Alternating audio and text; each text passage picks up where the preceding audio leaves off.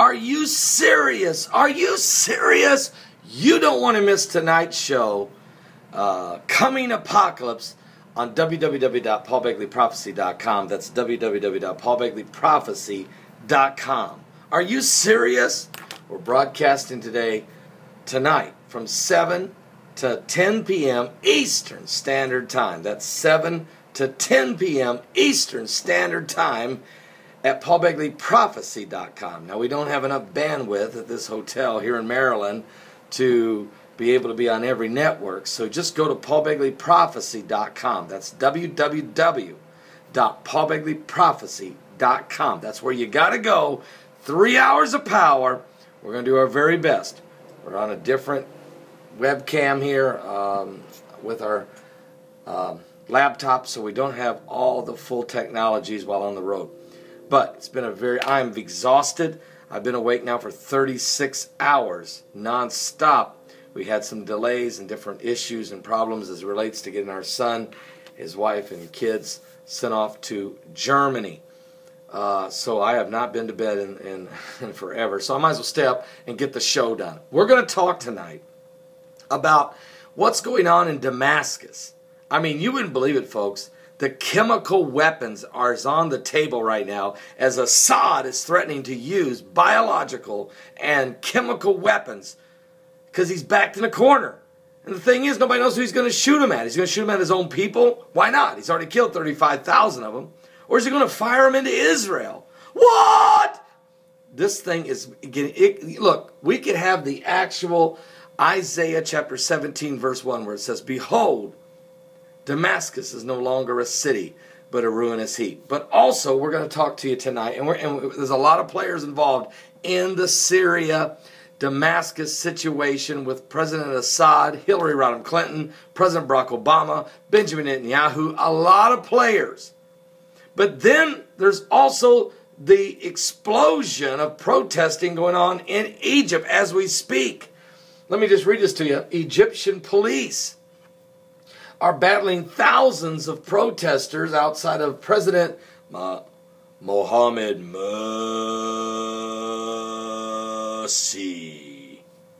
his palace. This is the same palace that the fierce king, the cruel Lord, as the Bible prophesies that Mursi is in Isaiah chapter 19, verses 1 through 4. This palace that Mursi was in, Christians were being crucified in the front lawn on trees. Well, tonight, protesters are outside the palace protesting against Mohammed Mursi. And they're attacking the palace, prompting the Islamic leader to leave the building. His presidency is in jeopardy, folks. The Pharaoh may fall. Are you serious? What? What does that mean? Does that mean the burden of Egypt? Does that mean we got to take a step back and look at the situation? Or is the fierce king, the cruel Lord, going to come with a hammer? And is Barack Obama going to support Mohammed Mursi's regime? Because remember, he sent him over to negotiate the ceasefire with with Israel and the Palestinians. And he propped him up. Matter of fact, Time magazine put him on the cover this week as the most important man in the Middle East. And Obama praised him. Matter of fact, Obama the next day gave him $450 billion of U.S. currency. Are you serious? Is Obama going to come to his rescue now, or is he going to let democracy work? That's what he did when Jose Mubarak fell. He said, let democracy work. When Tunisia overthrew Ben Ali, let democracy work. It's an Arab Spring. Let democracy have its way.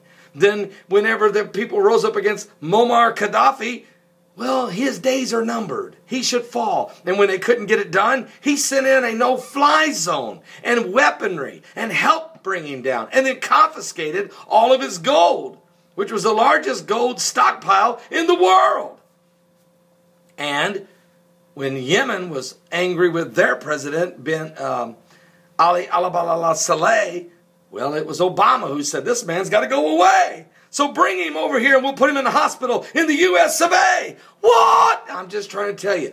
What's going on? We're going to go to Daniel chapter 11, 41 through 45 tonight. We're going to be in Isaiah 19, 1 through 4. maybe 5, 6, and 7, and skip up to Isaiah 19:11. We're going to talk about Muhammad Mursi in Egypt. We're also going to talk about Syria and Assad and the crumbling of his empire and what's going to happen. Let me finish what's going on right now in Egypt. Officers fired tear gas at the 10,000 demonstrators angered by Muhammad Mursi's drive to hold a referendum on a new constitution. On December the 15th, which is when that constitution is supposed to kick into effect, some of the protesters broke through police lines around the presidential palace of Muhammad Mursi. And they protested next to the perimeter wall.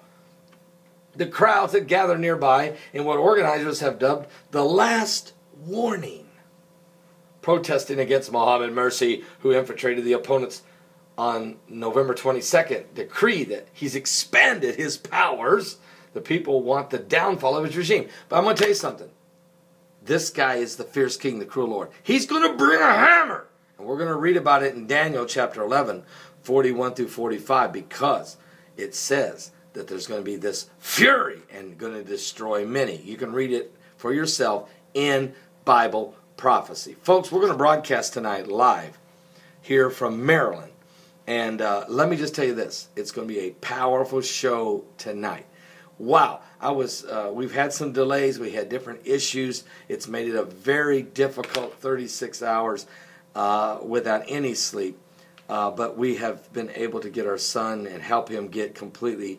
He's actually loading onto the plane as we speak. But it's been a very difficult thing. Anyway, thank you for your prayers. We had safe travels as we drove all night.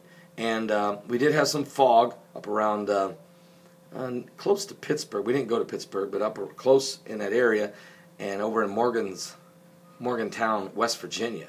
But anyway, thank you for your prayers. It was smooth sailing. Everything went fine as far as there was no dangers, no accidents on the road. There was nothing like that. But it's been difficult dealing with the United States government.